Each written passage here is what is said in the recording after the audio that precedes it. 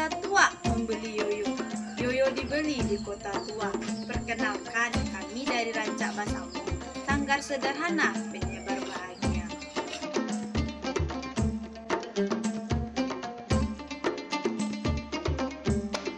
Anak kata mandi di berigi, berigi kosong bakar kemarau. Terimalah petunjukan kami, walau sederhana, insya Allah menyukau.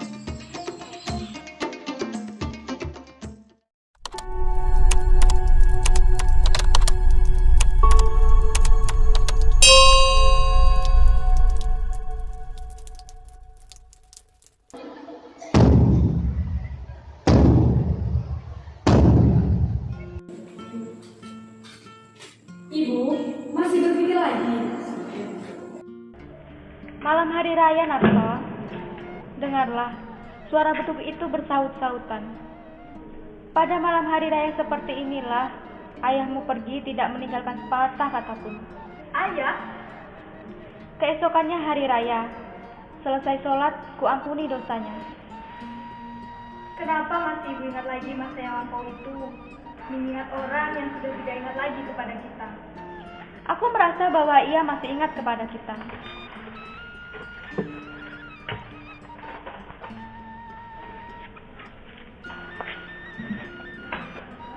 Mintarsi, kemana Bu?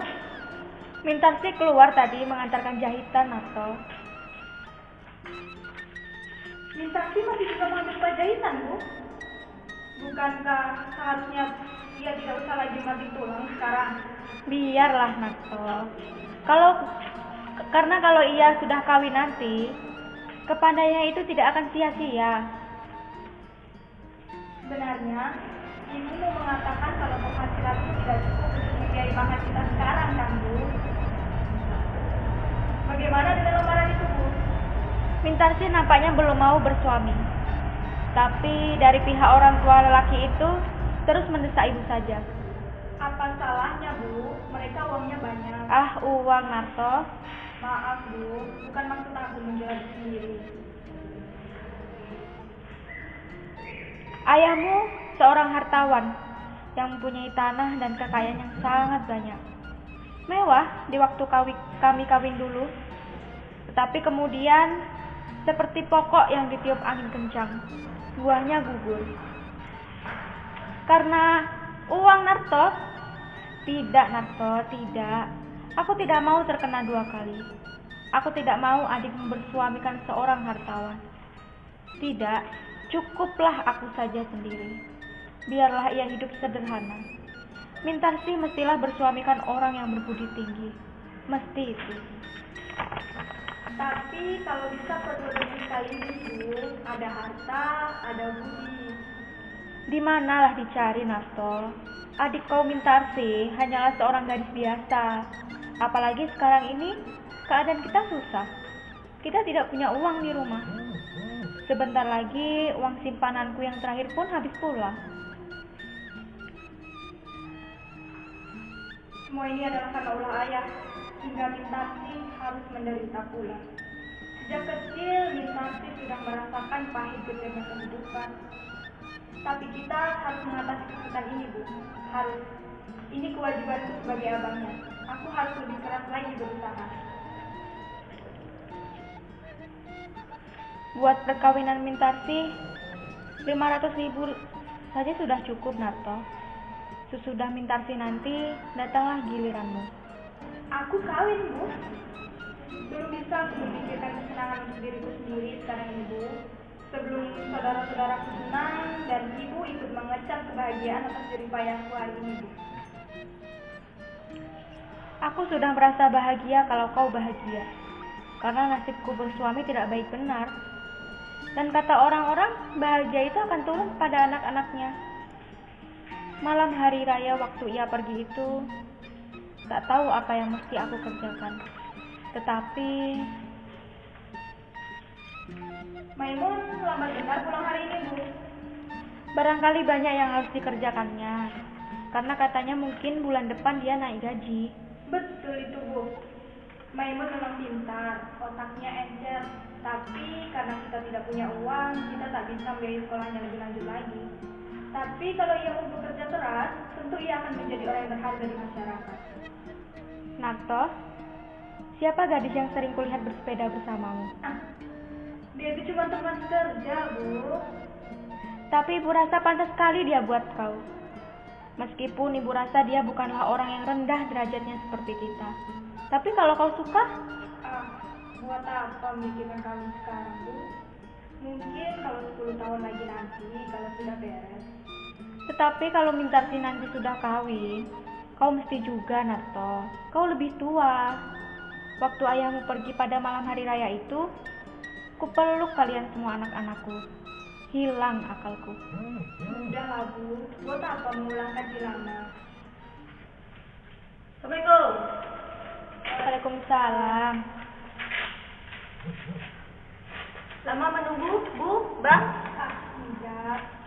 Agak lambat hari ini, Mun. Di mana kau berbuka puasa tadi? Kejar lembur tadi, Bu. Berbuka puasa bersama teman. Tapi biarlah buat perkawinan Mintarsi nanti. Mana dia, Bu? Mengantarkan jahitan. Bang, ada kabar aneh tadi. Aku berjumpa dengan seseorang yang tua, serupa benar dengan ayah. Oh, begitu. Pak Tirto berbelanja di sentral. Tiba-tiba berhadapan dengan seseorang, ya tua lah, kira-kira berumur 60 tahun. Dia kaget juga, karena orang tua itu seperti yang dia pernah kenal. Katanya orang tua itu serupa benar dengan Raden Saleh. Tapi kemudian orang tua itu menyingkirkan dan lalu dia menghilang di kerumunan orang banyak. Tidak mungkin dia ada di sini. Aku kira dia juga udah meninggal atau keluar negeri. Sudah 20 tahun semenjak dia pergi pada malam hari raya seperti ini. Ada orang mengatakan dia di Singapura, Bu. Tapi itu sudah 10 tahun yang lalu. Waktu itu kata orang dia mempunyai toko yang sangat besar di sana. Dan kata orang juga yang pernah melihat dia, hidupnya sangat mewah. Iya, tapi anaknya makan lumpur. Tapi kemudian tak ada lagi sama sekali kabar apapun tentang ayahmu. Apalagi sesudah perang sekarang ini. Di mana kita dapat bertanya? Bagaimana rupa ayahmu yang sebenarnya? Waktu ia masih muda, ia tak suka belajar, tidak seperti kau. Ia lebih suka berfoya-foya. Ayahmu pada masa itu sangat disegani orang. Ia suka meminjamkan uang ke sana kemari. Dan itulah. Selama hari raya ini berapa hari kau liburnya? 2 hari, Bang. Oh iya, hampir lupa ada yang makanan yang belum ibu taruh di meja.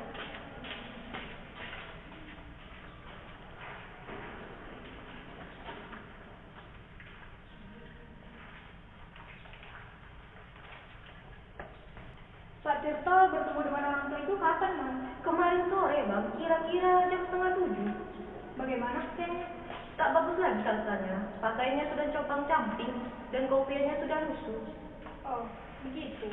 Kau masih ingat apa ayah, Bang? Tidak. Semestinya Abang ingat, karena umur Abang waktu itu sudah 8 tahun, sedangkan aku saja masih ingat, walau sama-sama. Tidak ingat lagi aku. Sudah lama aku paksa diriku untuk melupakannya. Pak Tirto banyak kali mencari tahu tentang ayah. Ya, kata orang ayahmu seorang yang baik hati.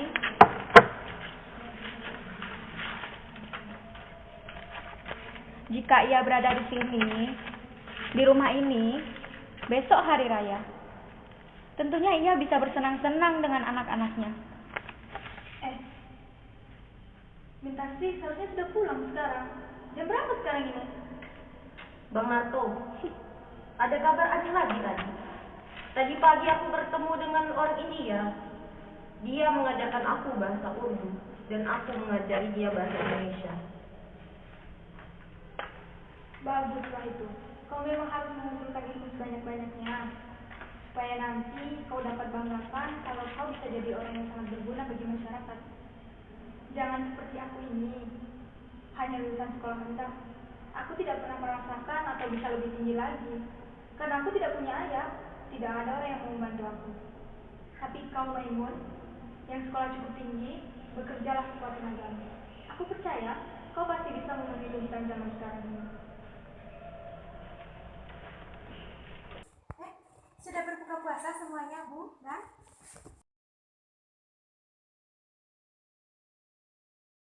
Kami menunggu kau, tapi lama benar. Makanlah. Waktu saya lewat di situ tadi, Bang Narto, dengarlah dulu. Iya. Ada orang tua di ujung jalan, dari jembatan sana melihat-lihat ke arah rumah kita. Nampaknya seperti seorang pengemis. Ya, kenapa semuanya jadi diam? Orang tua? Bagaimana rupanya? Hari agak gelap, jadi tidak begitu jelas kelihatannya. Tapi orangnya kurus dan ya begitulah. Coba aku lihat. Siapa, Nun? Ada orang kelihatannya. Malam hari raya seperti ini, ia berlalu dulu. Mungkin Bu, lupakan sajalah apa yang sudah berlalu itu. waktu kami masih sama-sama muda, kami sangat berkasih-kasihan. Sejelek-jeleknya ayahmu, banyak juga kenang-kenangan yang tidak bisa ibu lupakan. Nak, mungkin dia kembali lagi.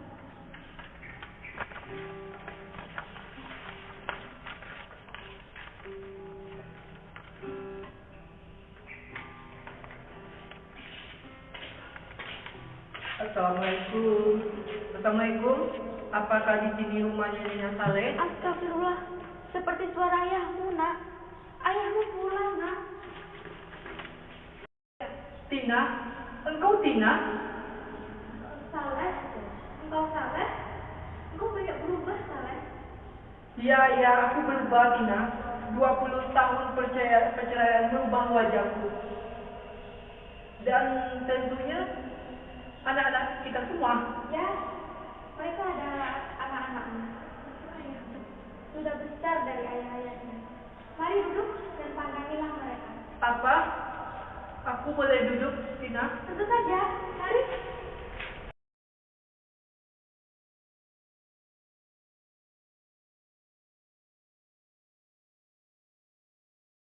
Ayah, aku Maimun. Maimun, engkau sudah besar sekarang. Nah, waktu aku pergi dulu, engkau masih kecil. Kakimu masih lemah, belum dapat berdiri. Dan Nona ini siapa? Saya minta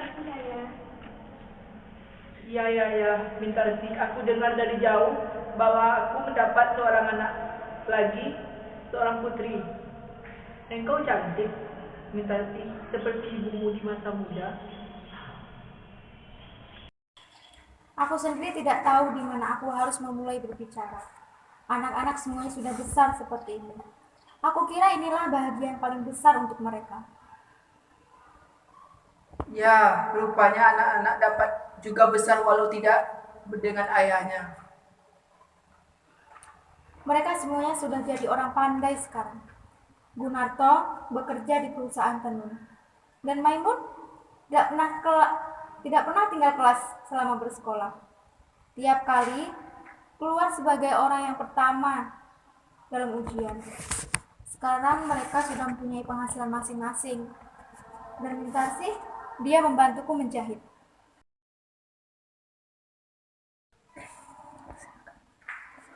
Sepuluh tahun aku menjadi saudagar besar di Singapura. Aku menjadi kepala perusahaan dengan pegawai berpuluh-puluh orang. Tapi malang bagiku, toko itu habis terbakar. Lalu seolah-olah seperti belum puas menyeret aku ke lembah kehancuran. Saham-saham yang kubeli merosot semua nilainya sehabis perang ini. Sesudah itu semua segala yang kukerjakan tak ada lagi yang sempurna. Sementara aku sudah mulai tua. Lalu tempat tinggalku, keluargaku, dan istriku tergambar kembali di depan mata dan jiwaku. Kalian seperti mengharapkan kasihku. Maukah engkau memberikan air segelas untukku, Gunarto? Hanya engkau yang tidak... Narto, ayahmu yang berbicara itu. Mestinya engkau gembira. Sudah semestinya ayahmu berjumpa kembali dengan anak-anaknya yang sudah sekian lama tidak bertemu. Kalau Narto tak mau, engkaulah Maimun. Maukah engkau memberikan ayah air segelas? Baik, ayah. Kapan kau mempunyai seorang ayah? Bu Narto, Kami tidak mempunyai ayah, Bu. Kapan kami mempunyai seorang ayah? Bu Narto, apa katamu itu? Kami tidak mempunyai seorang ayah, kataku. Kalau kami mempunyai ayah, lalu apa perlunya kami mati tulang selama ini? Jadi budak orang, waktu aku berumur 8 tahun, aku dan ibu hampir saja terjun ke dalam laut. Untung ibu cepat sadar. Dan jika kami mempunyai ayah, lalu apa perlunya aku menjadi anak suruhan waktu aku berumur 10 tahun? Kami tidak mempunyai seorang ayah.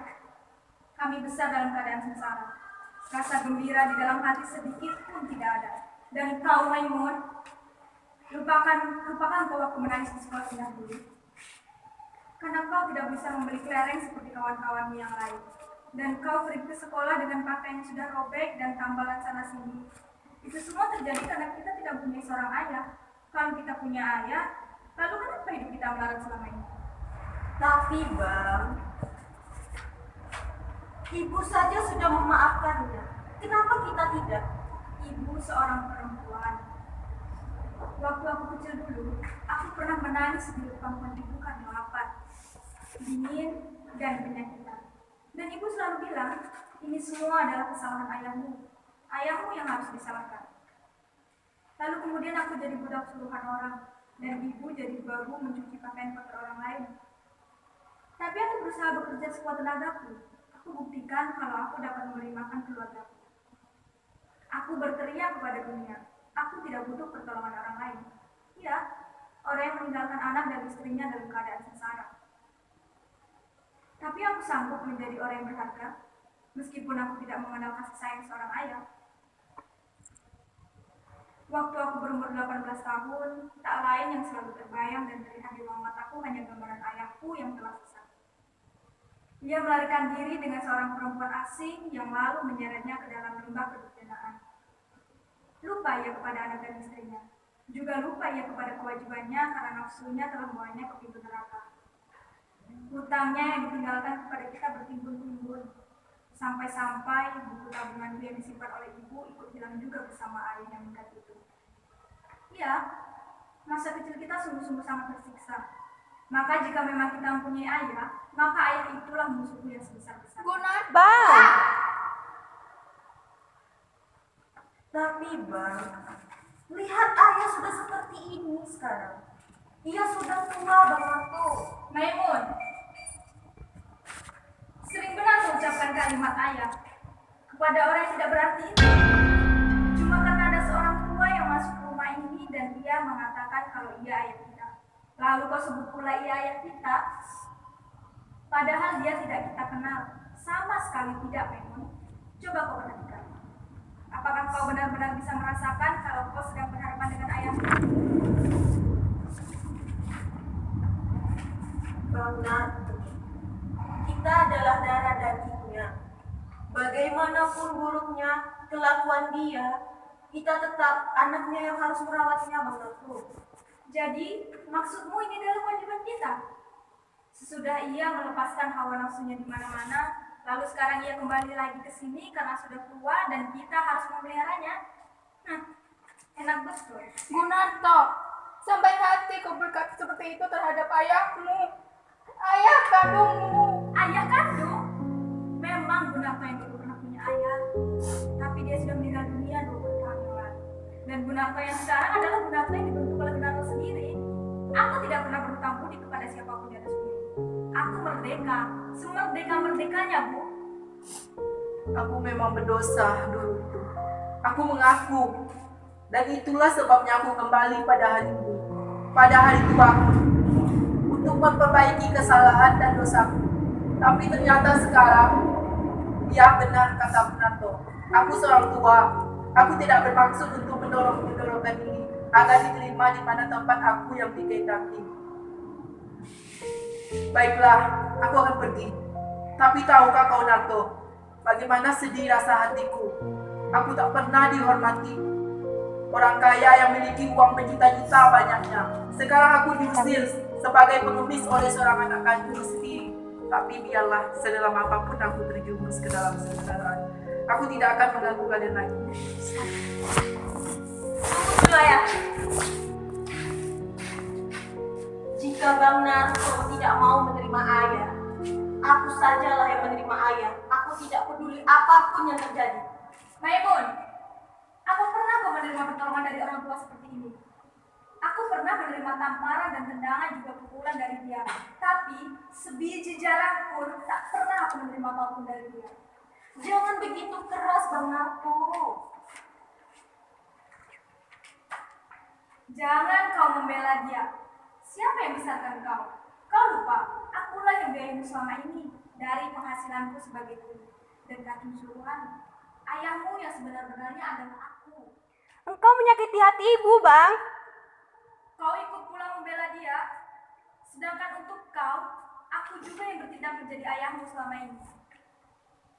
Baiklah, peliharalah orang itu jika memang kalian cinta kepadanya. Mungkin kau tidak merasakan dulu pahit getirnya hidup karena kita tidak punya seorang ayah. Tapi sudahlah, demi kebahagiaan saudara-saudaraku, jangan sampai menderita seperti aku ini. Aku mengerti, bagiku tidak ada jalan untuk kembali. Jika aku kembali hanya mengganggu kedamaian dan kebahagiaan anakku saja, biarlah aku pergi. Inilah jalan yang terbaik, tidak ada jalan untuk kembali. Ayah, apa ayah punya uang? Ayah sudah makan? Kemana ayah pergi sekarang ya? Tepi jalan atau dalam sungai. Aku cuma seorang pengemis sekarang. Seharusnya memang aku malu untuk masuk ke dalam rumah ini yang ku tinggalkan dulu. Aku sudah tua, lemah, dan sadar langkahku terayu kembali. Ya, sudah 3 hari aku di depan sana. Tapi aku malu, tak sanggup sebenarnya untuk masuk ke sini. Aku sudah tua dan Malam hari raya dia pergi dan datang untuk kembali. Seperti gelombang yang dimainkan oleh angin topan. Demikianlah nasib ibu, nak. Bang, bagaimanakah abang? Tidak dapatkah abang memaafkan ayah? Besok hari raya, Bang. Sudah semestinya kita saling memaafkan. Abang tidak kasihan? Kemana dia akan pergi setua itu? Tidak ada rasa belas kasihan. Tidak ada rasa tanggung jawab terhadap adik-adiknya yang tidak berayah lagi. Dalam hujan lebat seperti ini, abang suruh dia pergi. Dia ayah kita, Bang. Ayah kita sendiri. Janganlah kalian aku sebagai terdakwa. Kenapa kalian menyalahkan aku saja? Aku sudah hilangkan semua rasa itu. Sekarang kalian harus pilih. Dia atau aku. Tidak. Aku akan panggil kembali ayahku pulang. Aku tidak peduli apa yang abang mau lakukan. Kalau perlu, bunuh saja aku. Kalau abang mau, aku akan panggil ayahku pulang. Ayahku pulang. Ayahku mesti pulang. Maimun, kembali.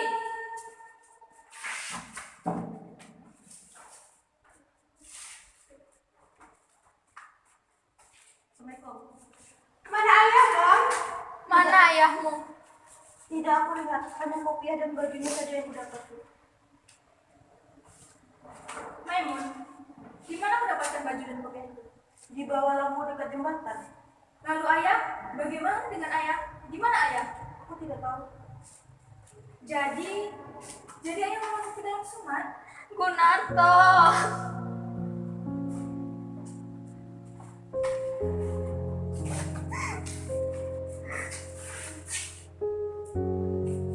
Dia tak tahan menerima penjara. Dia yang biasa dihormati orang dan dia yang aku. Ya, aku seperti dia. Ayahku, aku telah membunuh ayahku. Ayahku sendiri. Ayahku pulang. Ayahku pulang. Ayah!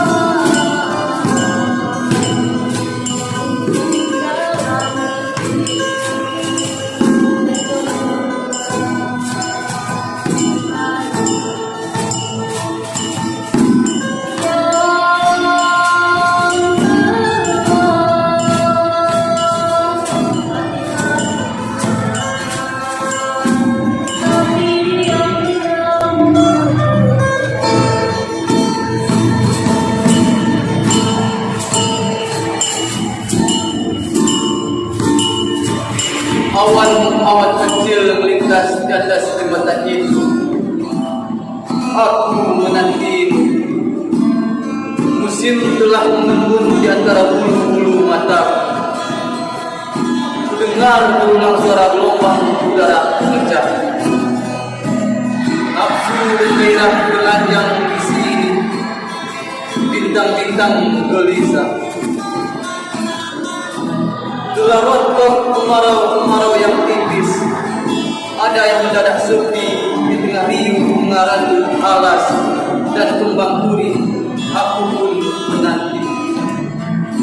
Barangkali semakin jarang awan-awan melintas di sana, dan tak ada yang merasa ditunggu begitu lama. Kau pun tiada.